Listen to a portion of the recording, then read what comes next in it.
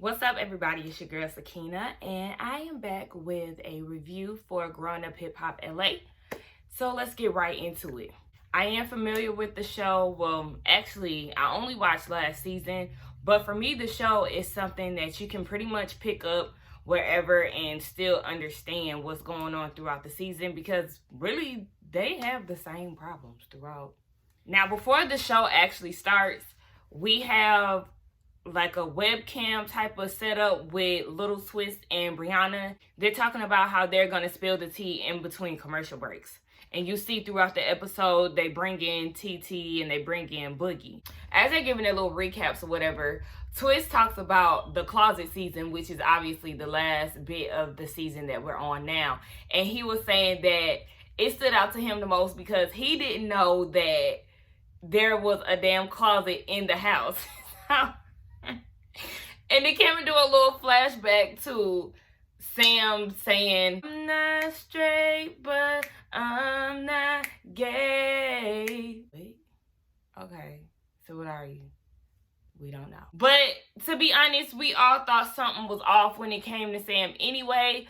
Let's just get straight into the episode. So Bri is the narrator, you know, basically like on some Love and Hip Hop type shit where you do a recap of what everybody has going on. And the episode actually has an open scene with Boogie meeting up with Egypt and Sam. They're at the nail salon, and child, he's getting acrylics on his nails for a video shoot. Okay. He's just strange as fuck. So they're talking about the what is it that they had? Engagement party. So they're talking about the engagement party and how Bri came through and shook the scene up, you know, trying to tell Egypt about Sam's life before her and saying that she was messy. So Sam, you know, he likes to be included in the family. So he's like, oh yeah, Bri didn't want to bring out Trepper, this ugly ass mesh of Tretch and Pepper. Now, Egypt says she never got in a fight, but this Trepper alter ego is supposed to be like this intimidating girl who pops off at any given time, and you don't want to see that. And it's really like, okay, Egypt, we all have tempers and we all, you know, get to that level where we don't want to be fucked with, but it's like, we don't really care, to be honest. At least I don't care. So in the midst of that, they bring up TeeTee. We see that TeeTee had went down to Jamaica to get away from all the bullshit that was going on in LA. And I told you that Bri was the damn narrator, and she gonna say that TeeTee went down to Jamaica with her colonizing boyfriend. I wonder how TeeTee feel about that if she see that, but it ain't a lie. TeeTee is in Jamaica. She's filming with her mom. Her mom is a judge and moved back to Jamaica 5 years ago to basically help out with the country. So she's sitting down talking to her. I never seen her mom before, but apparently she's Pepper's older sister. So I guess she's the one that kind of, you know, reels everybody in and gets shit together. So TeeTee is telling her about the situation that she's having with Egypt and Sam, and how Sam was saying that TeeTee is in love with her, and her mom is just looking like, what kind of shit is this? Like, what are y'all going through in the States? Like, are you sure this shit is going down? She was really in disbelief. She's really family oriented, and she doesn't like to hear about some rumors that's going on about Egypt's little boyfriend that's then shook up the whole family. Now, throughout the whole drama situation, TeeTee is saying how she has a secret that she wants to reveal, but you know, the family is so fucked up right now, she doesn't even want to talk about it. I think that she's pregnant.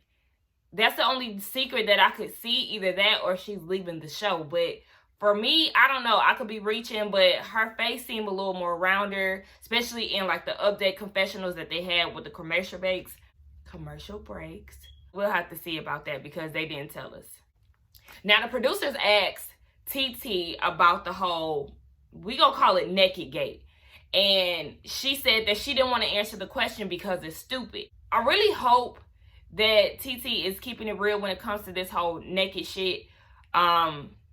I would hope that she would not try to walk in plain sight while Sam's ass is around, because he's that type of person where you can't do shit in front of him because he's gonna take it and run with it. So it's like, if this did happen or whatever, I could see him trying to create this narrative like, oh yeah, she loved me because, you know, I seen her trying to run into the bathroom or into her room from the bathroom, and he just so happened to see it. So now he feels like, oh yeah, she was doing that because I was around type shit. Also, while TeeTee and her mom is out eating, she decides to call Pep and let her know that you and Egypt need to get on the first plane smoking down to Jamaica because we need to have a family meeting. Pep says that she had to be on bed rest because she got in an accident, so she was in a lot of pain as far as her legs. So she won't be able to make it to Jamaica, but Auntie Bev has requested that Egypt get her ass down there now. We get a scene with the Simmons family. They're all going bowling because JoJo's daughter and Vanessa's daughter, I guess their birthdays are together, or it's somebody's birthday, one of the kids' birthday. JoJo talks about the married life. You know, he's basically showing off his ring, and I like that. It's good to at least hear for now that him and, is it Tanise? Yeah, him and Tanise are in a good space. So Bow Wow shows up, and I peeped that Bow Wow and Angela are doing confessionals together all throughout this damn show. I'm assuming that they're doing that all throughout the season. But I just caught that he shows up. He's in LA because he's doing a lot of work with the Millennium Tour before it kicks off. And, you know, they're basically asking what's up with them. Bow Wow does a lot of flirting with Angela, and who the fuck knows what's going on with them. I'm wondering what the hell is going on with Love and Hip Hop, Growing Up Hip Hop Atlanta, because that's where Bow Wow was, and now he all over here in LA. So it's like, sir, where are you? Honestly, I don't feel like they need to bring Growing Up Hip Hop Atlanta back. Ever since Zanique and Reginae left, it's like, it's no point, because I don't care about Deb Atney's son. I don't even know. I think he left the show too. But it kind of got Grow Up Hip Hop and not Growing Up Hip Hop, because you got Masika ass on there and Johnny Blaze, like all these random ass people that was on the show. So I really hope that they don't bring that shit back anyway. Somebody asked Angela about Romeo, and she wasn't trying to hear that shit, so she just walked away. That whole Angela Romeo shit, that shit is so fucking played out. But of course, as Angela is leaving, Vanessa asked want to engage in a conversation with Angela's right hand. So they're talking about Romeo and, you know, the whole Breakfast Club interview and all of that. Basically, they're never going to be friends again. We don't need to talk about this no more.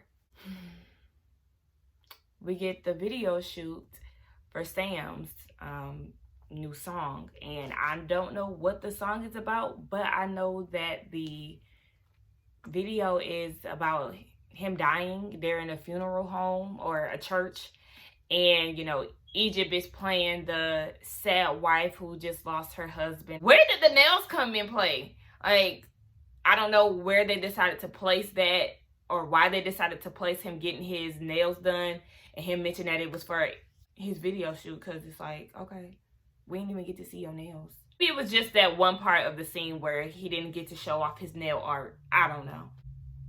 So we see Little Easy and his wife, Aaliyah. They show up to, I guess, support his music video. It was real random. It was like, okay, y'all just trying to toss them anywhere. Of course, they bond over their beef with Brianna. And I really don't see it for Easy's little wife. She wants all the smoke with Bri, and it's like, it's not needed, honey. You're doing this for no reason, because they're not even fucking around. Your husband is all in TeeTee's face. So that's who you need to be having an eye on. Not really, because TeeTee don't want his ass. You need to have an eye out on your husband. It's just too much for me. So while Egypt is talking to them, she gets a call from Pep, and that's when she tells her that she needs to get down to Jamaica ASAP for the family meeting, and also lets her know that you will be going alone and you cannot bring Sam. So, you know, that's an issue for her, but they decide to talk about it later. We might as well get that out the way too. So Egypt goes and meets with Pep at her apartment. They talk about the whole situation, about her having to go to Jamaica. She doesn't want to go yet again. But Pep wants her to go so she can tell her side of the story instead of Auntie Bev just hearing what TeeTee has told her. I really feel like Egypt is on some delusional type shit because she's like, well, TeeTee left early for my birthday and she didn't show up to my engagement party. Duh, she left this shit because it's a fucking shit show. Your boyfriend is sitting here tearing up your relationship, saying that she's in love with him and you just playing the fucking fool. And you think that she wants to sit there and be around that, especially when y'all are defending him and taking his side and treating her like shit? I wouldn't show up to one of your events either. For what? So I can get upset again? I really do not blame TeeTee for not bringing... Child, I'm spitting. I really don't blame TeeTee for not wanting to be involved with them. I would cut their asses off too and be about my fucking business. We get this scene where Twist and Dame meet up at a tattoo parlor in New York. Dame is in New York because of his child support issues. He had been away from New York for like 5 years, basically ducking and dodging the damn police because he's afraid that he's going to get locked up because he had a warrant.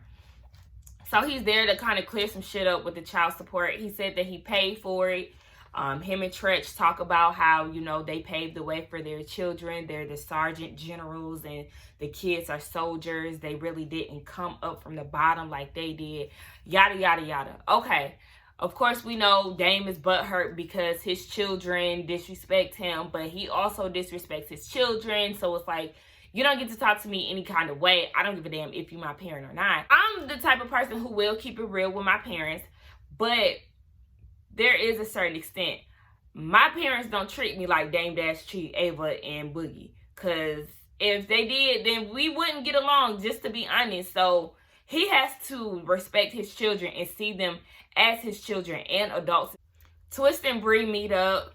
They meet up at a paint shop and you get Twist ass getting out the car and he's doing all these damn toe touches and saying hey to everybody in the street. That nigga's a whole character. He is the best part of the show, I swear. So Bri explains that she's doing some paintings about her exes and I guess like the different relationships that she had. She mentioned something about she's talking about Ohio, so I'm guessing that's one of the guys that she's used to talk to or something. I don't know what the hell that was about. But Twist is around the store asking for a piece of paper. The cashier asks what size paper. He said big enough to fit your number on it. So he flirting with her, talking about, oh, my name is Chris. You know, usually I just tell people my name is Twist, but for you, I just let you know my real name. And he trying to butter her up and shit. And Bri is like, leave that lady alone. Stop harassing her. And he was like, oh, am I harassing you? She was like, yeah, but I more so prefer her talking about Bri. Miss Cashier Lady is a whole lesbian, child, with her little mullet. He said it was a pixie cut, but it was more like a mullet to me. With this little piece of paper that Twist has required, he decides to do an illustration of his own.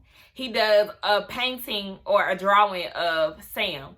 He said you want to get the big red nose, you know, do a little green because he's the Joker. You know, you want to have Egypt on his side. Basically calling them clowns. And that's funny because on my notes earlier, I definitely had Boogie meets up with the clowns. So I think it's me and Twist are on the same page. We see each other. Tea break.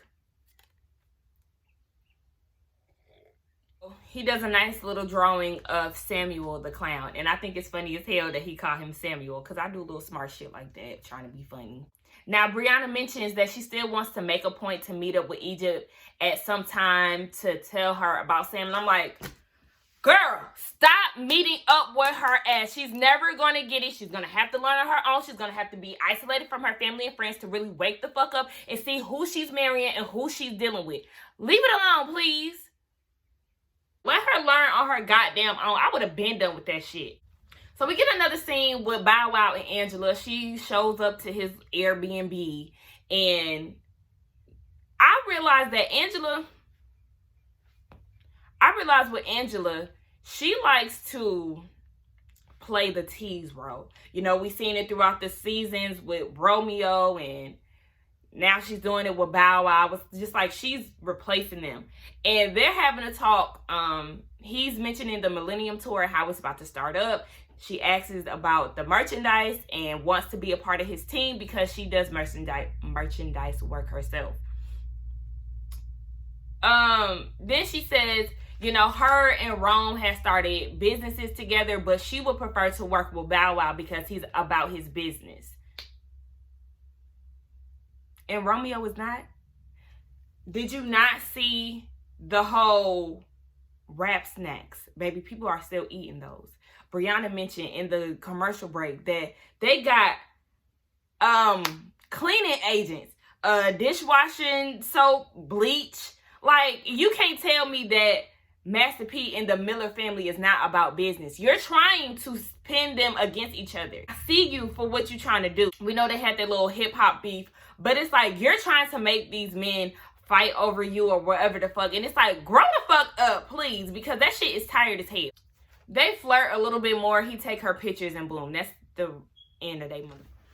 So Dame is chilling out in his apartment in New York. Him and his girlfriend, Roxy. I think that's her name. Whatever. Rocky. They're chilling and there's a knock on the door. And Dame's ass is shook as fuck. He goes and hides in the back. And I'm like, okay, you go hide in the back. If they decide to come in the house, they're going to find your ass. Like, what? Okay. It's Boogie. Boogie shows up, you know, to show support of his dad, let him know that he cares and wants to check on him. You can tell that Dame is very excited about that. Oh my gosh, my son has come to see me. And Boogie says in his confessionals that he wants Dame to see that he cares and he loves him. I just really feel so bad for Boogie and his sister because it's like they keep wanting this relationship with their dad and it's just not working. So they're getting along. Dame is happy to see his son and he's talking about the business ventures that he wants to partake in as far as the building that he's in. He's saying that it's like a compound and there's different apartments in different areas. So Boogie is like, oh, a brownstone. And I always thought that brownstones were like with the stoops, you know, like the townhome type of housing in New York and New Jersey. But I don't know. I guess maybe I'm wrong or maybe Boogie is wrong, which is why Dame got upset. I don't know. So he was trying to correct Dame and Dame instantly got pissed off. He was like, all right, listen. This is one thing that you're not going to do is cut me off. That pisses me off. And it's like, Dame hates to be challenged. Anytime somebody challenges him or his children challenge him, he flips the fuck out and does not want to be heard. Now, he says that he doesn't like to be cut off. And I understand that. I don't really like when people cut off other people in conversations or when I'm being cut off. But Dame, you do that with a lot of people. The conversation that you had with Pep last season or the first part of this season, you did a lot of cutting off when it came to her. You did not let her get a word in edgewise, and that shit irked my spirit. So you don't like for people to cut you off, yet you're the cutter offer. It's like he's real sensitive when it comes to certain shit. It's like there's no point of having a conversation with Dame Dash because it's going to go wrong somewhere. And again, he brings up how they always disrespect him. He wants to be defended in public no matter how wrong he is. And it's like, even if I tell you that you was wrong in the fucking background, you're still going to have a problem with it. You're still going to say, oh, I'm your dad. You can't disrespect me. He's still going to have that stance in the argument. So it's like, okay, I just can't win with you. And it escalates and Boogie is, you know, on his smart mouth shit again. And it does nothing but upset Dame even more to where it leads to Boogie getting kicked out again. This nigga always getting kicked out of somewhere. Dame Dash is like the damn King and Moore of growing up hip hop. He loved to kick somebody the fuck out.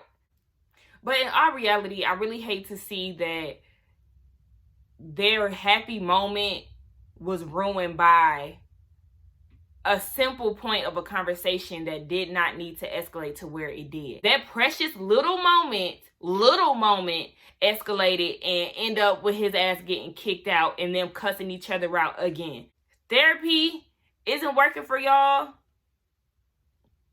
Actually, no, y'all just need a new therapist because that one from the first part of the season, ugh, do a little more shopping around for some therapists. So Egypt arrives in Jamaica. You know, she had to get on the first thing smoking. She's there alone.